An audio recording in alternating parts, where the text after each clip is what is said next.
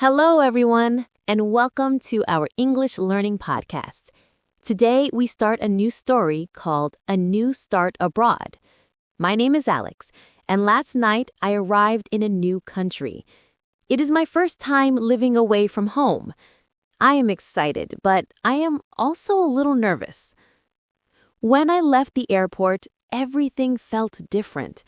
The air smelled different. People spoke fast, and the roads looked new to me. I took a taxi to my new apartment. The driver was friendly. He asked me, "Is this your first time here?" I smiled and said, "Yes, it is. I hope I can learn the language quickly."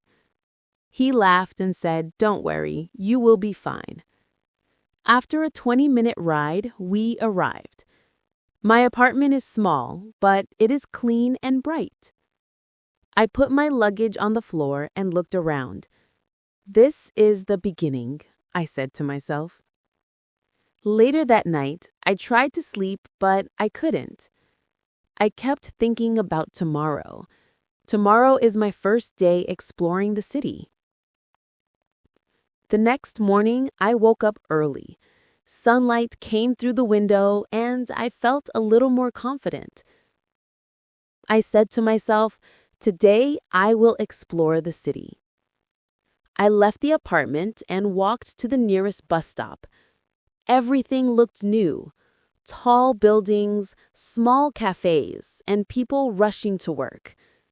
I wanted to understand every sign, but many words were still difficult for me.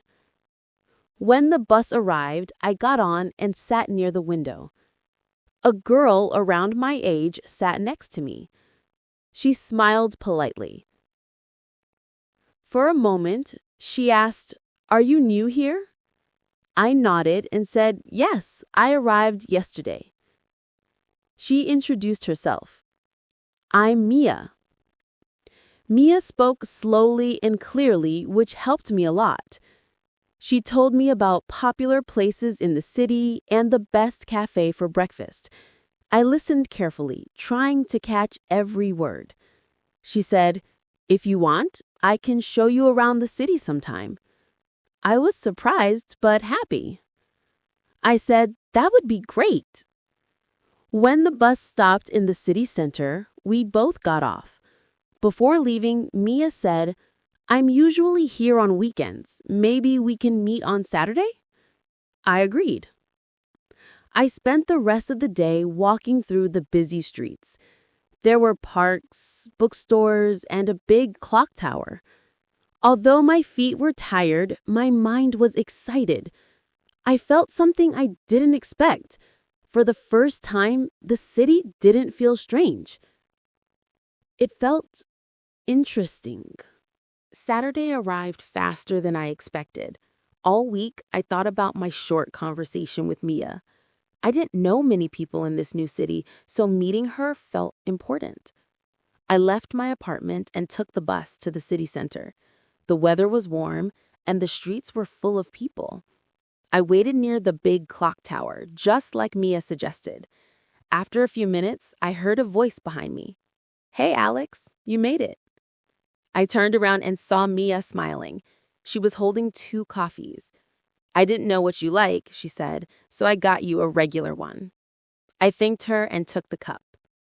We started walking through the streets. Mia showed me everything: the old library, her favorite bakery, and a small street full of musicians. I felt more comfortable speaking English with her. Then something unexpected happened. While we were crossing the street, a man suddenly approached us. He looked stressed and asked, "Excuse me, do you know where the hospital is?" His wife was sitting on a bench nearby, holding her arm in pain. Mia reacted quickly. "Yes, it's only 5 minutes from here," she said. But the man didn't understand well. He shook his head, confused. Mia looked at me and whispered, "He doesn't speak English well. Let's help them." Together, we walked with the couple to the nearest hospital. The woman thanked us softly, and the man said, "You are very kind. Thank you." After they entered the building, Mia turned to me. "See, You've only been here a few days and you're already helping people." We both laughed. For the first time, I felt like I really belonged in this city. The next week began normally, but soon I faced my first real challenge in this new country. On Tuesday morning, I received an email from the community center. I had registered for a free language course when I first arrived, and now they wanted me to come for a placement interview. The interview would decide which class level I should join.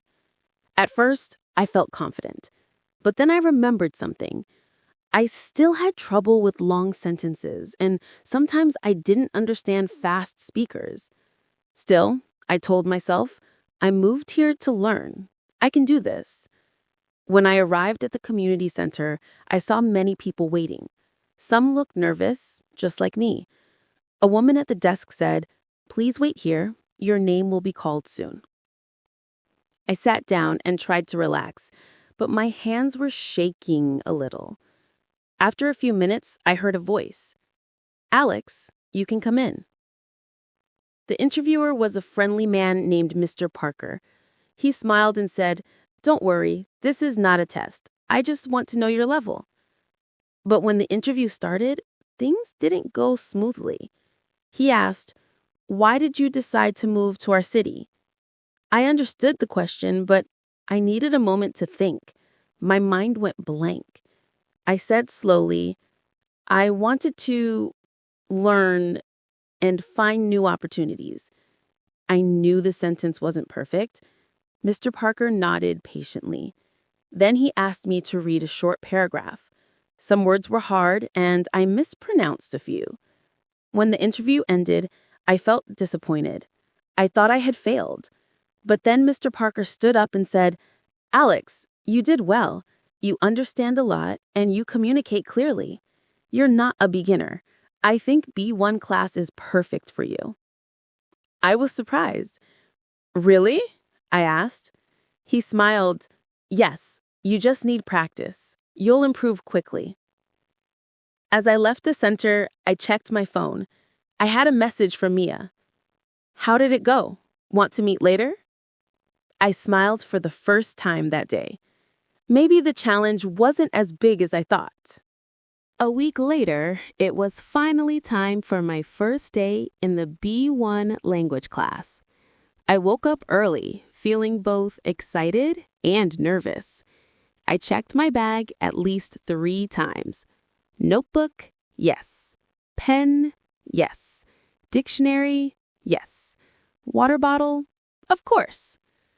As I walked to the community center, I thought about everything that had happened since I arrived. The city didn't feel as strange anymore. But starting a new class, that was a different kind of challenge. When I entered the building, I saw a sign, B1 English, room 203.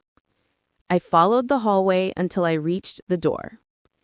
Inside, about 15 students were already sitting at their desks. Different faces, different countries, different stories. But all of us were here for the same reason. I chose a seat near the middle. A guy with curly hair sitting next to me smiled and said, "Hi, I'm Diego. Where are you from?" I replied, "I'm Alex. I moved here last week." Diego laughed softly. "Only a week? Man, you're brave." Before we could continue, the teacher walked in. She was a cheerful woman with short blonde hair and glasses.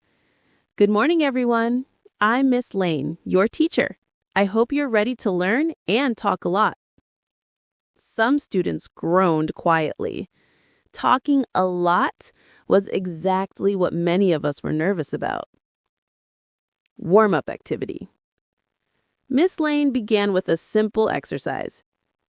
"Tell your partner 3 things about yourself," she said. 2 should be true, and 1 should be a lie. I turned to Diego. He grinned and said, "Okay, here are mine. I can play the guitar. I hate coffee. I have a twin brother." I guessed confidently, "You don't have a twin brother." "Nope, He laughed. I actually hate coffee. The twin brother is real. Then it was my turn. I said, 1, I moved here for work. 2, I can cook really well. 3, I'm afraid of dogs. Diego looked at me and said, You're not afraid of dogs. I shook my head. Nope. The lie is, I can cook well. I'm terrible at it. We both laughed. A new classmate arrives. Suddenly, the classroom door opened. Someone walked in late. It was a girl wearing headphones and holding a skateboard. She looked confident, maybe too confident.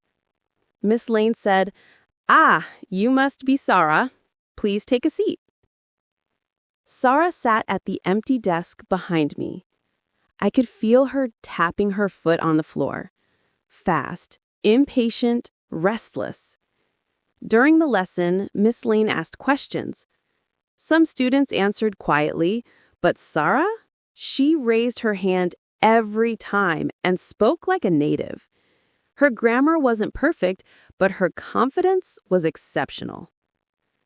After class, as I packed my things, Sarah leaned forward and said, Hey, you're Alex, right? I heard you're new here. Yeah, I moved here last week. Oh, cool. If you want, I know all the good places in the city. Cafes, music stores, parks. I can show you around sometime.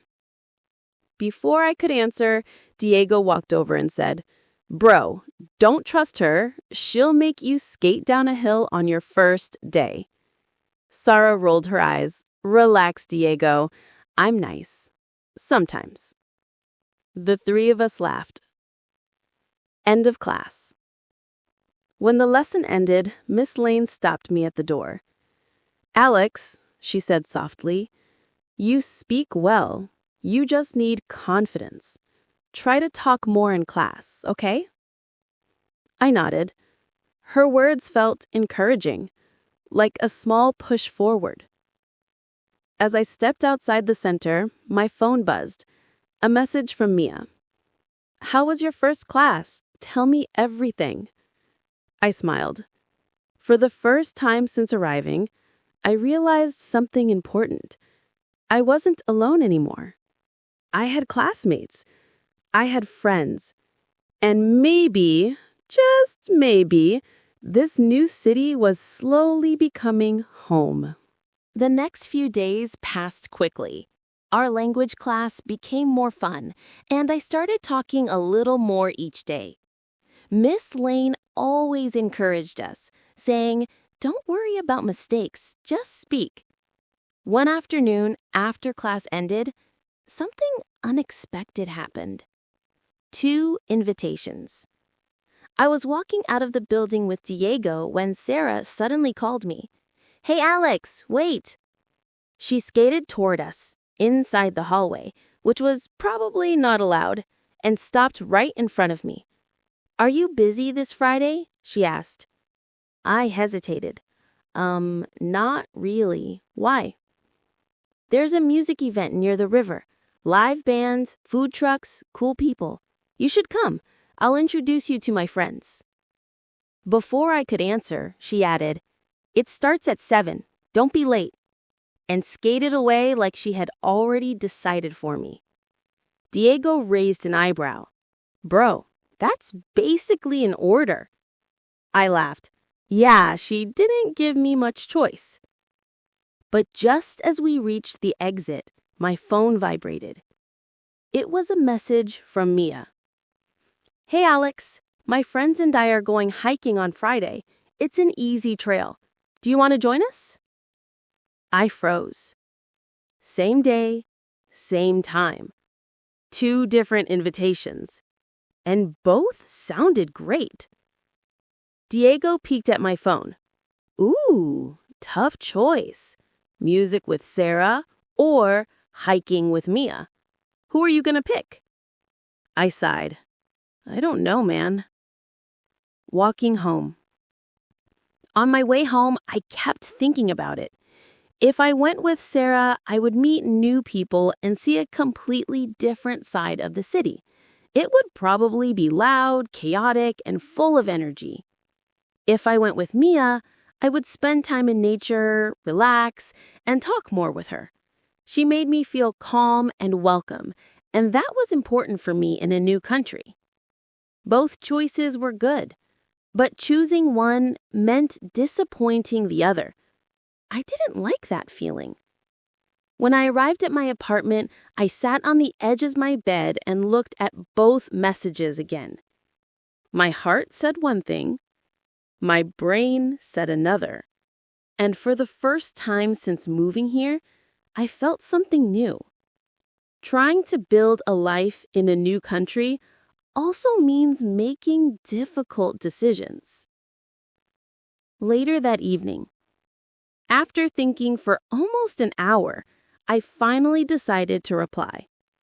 But right before I typed anything, I received another message, this time from Sarah. By the way, Diego is coming too. He said he'll only go if you go. I laughed. That sounded like Diego. And at the same moment, another message came from Mia. We'll meet early in the morning. I think you'll love the view at the top.